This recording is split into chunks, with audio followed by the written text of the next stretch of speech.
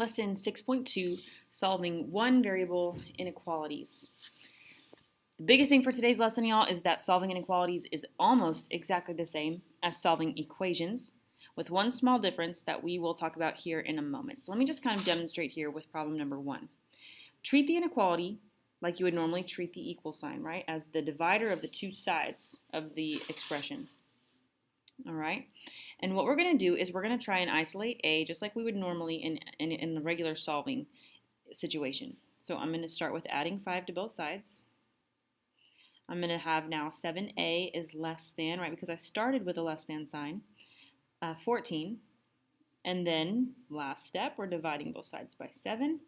So we have a is less than 2. So in this case, solving the inequality was the exact same process as solving an equation. Once you have your answer, we're going to go ahead and plot it on the number line here real quick. My inequality does not have the or equal to symbol, so it's an open circle on the number line. It says a is less than 2, so we are shading to the left. Right? You can also imagine it's like an arrow telling you to shade left, as long as your variable is on the left. All right, problem number 2. This is set up a little bit differently, but same idea here. This time we're solving for the variable c. So first I'm going to get rid of this 5 right here. I'm going to subtract 5 from both sides. So now I've got 10 is less than, here we'll draw a dividing line, 10c. And then finally to isolate c, we're going to divide both sides by 10. So I'm left with 1 is less than c. Now this is technically correct, however, we don't really typically see it this way. So I'm going to rewrite it with the c on the left. All right, c and a 1. Now, if we do this, we have to be very careful because we have to keep our inequality correct. So right now, our inequality is opening toward c. That means c is bigger, right? But when we flip it around, we want to just make sure that we keep that same thing. So this inequality needs to be opening toward c. So these two are equivalents, but this way makes it much easier for us to graph. And it's just what we're used to, so we're going to redo it like this. We got a 1 on the number line, open circle. It says c is greater than 1, so we are shading to the right. Okay, problem number 3. All right, again, let's treat it like we would a normal equation. We've got separated both sides here. First thing I'm going to do if I'm trying to get x by itself, so I'm going to get rid of this 6. So now I've got negative 11x is less than or equal to negative 11.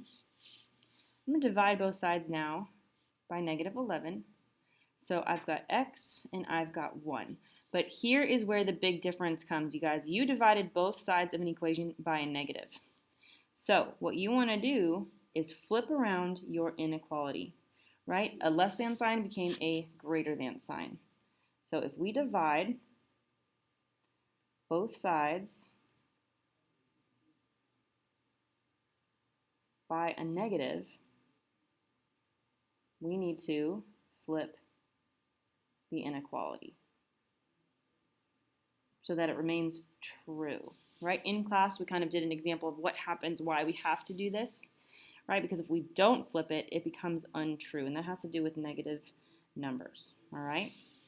So divide both sides by a negative means we flip the inequality, and then we can go ahead and graph. So I've got 1 right here, a solid circle this time, right? Shaded in circle. It says x is greater than 1, so we are shading to the right. Okay, let's go ahead and look at problem number 3. Okay, the first thing we got to do here, just like any normal solving problem, is deal with those parentheses, right? We got to get rid of those parentheses. So we're going to distribute this negative 1 right here. We've still got 3, but now we've got negative 1x minus 7 is greater than or equal to 9. We're going to combine our like terms here, so I've got a negative 4 minus 1x is greater than or equal to 9. And now I can go ahead and start changing, manipulating both sides of my equation here. So I'm going to add 4 to both sides. So I've got negative 1x is greater than or equal to 13. And I cannot leave this negative on the x, right, this negative 1. So again, I'm going to divide by negative 1 to both sides. And I've got x, I've got negative 13. But again, hopefully you kind of notice we just divided by a negative number, which means that we flip our inequality around, right? Dividing by a negative number means that we flip our inequality around. Let's write it. Oops. Let's write it again here. Okay. Here we go. All right.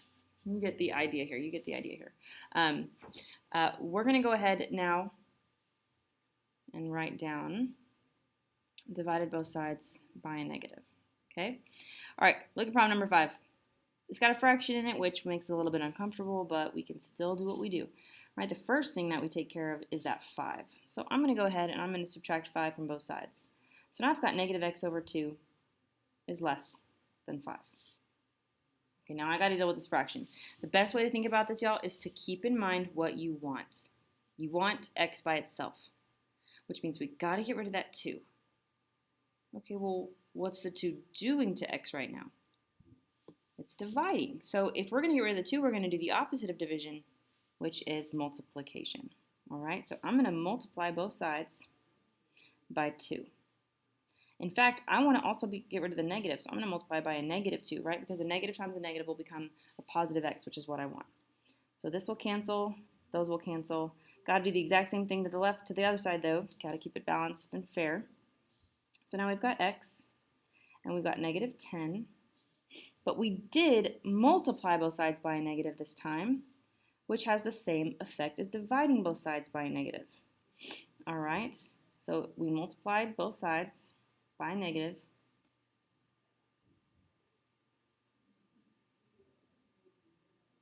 Which means you need to flip your inequality. I'm just going to abbreviate there, okay? All right, okay. So we are going to go ahead and we are going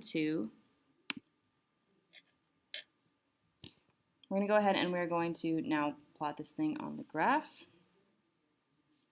We got a negative 10 here. We got an open circle. So x is greater than or equal to negative 10, which means we shade to the right. All right, problem 6. Here we go. Just a normal solving problem. So we're going to start keeping the 4x. We're going to distribute the 3. So plus 3x minus 9 is less than or equal to 19. Before I start messing with both sides, I'm going to combine like terms. So I've got 7x minus 9 is less than 19. All right, here we go. We're going to add 9 to both sides. So I've got 7x is less than 28. Divide both sides by 7, and I've got x is less than 4. Now, I did not flip my inequality in this time because I did not divide or multiply both sides by a negative. So it stayed a less than sign. So here's my 4, here's my open circle. It says x is less than that, so we shade to the left. All right. Looks like I forgot to do this one. Got a negative 13 closed circle, and we should be shading to the left. All right, the final problem here has us doing the same thing, but in a word problem. So I'm going to rewrite this expression here. Y plus 3 is less than or equal to 2 times the quantity x minus 4. It says, write an inequality that represents all the possible values of x for this inequality when y is equal to 11. They're basically just asking you to solve an inequality in a word problem. I mean, it's the same thing. Now, they did tell us that y is 11. Okay, so we have to use that. Our y value is 11. All right, we're just going to plug that in. Everything else is the same, so we're going to keep the plus 3 less than or equal to 2 parentheses x minus 4. And we're going to clean this up. So we got 14 over here. On the right side, we're going to distribute and get 2x minus 8. And now this is just like the problems we've been working on. I'm going to add 8 to both sides. I got 22 is less than or equal to 2x. To get x by itself, I'm going to divide by 2. So I've got 11 is less than or equal to x. Again, I did not flip my inequality because I did not multiply both sides or divide both sides by a negative. Just for to be consistent here, y'all, I really prefer the variable on the left. So I'm going to rewrite this as x on the left, 11 on the right. The inequality is opening towards x, so it needs to continue opening towards x. That does not look good. Opening towards x, and this right here is an equivalent answer. Okay? All right, y'all. Sum up this lesson. Solve inequalities the same way you solve equations. However, if you multiply or divide both sides by a negative, flip your inequality around. All right?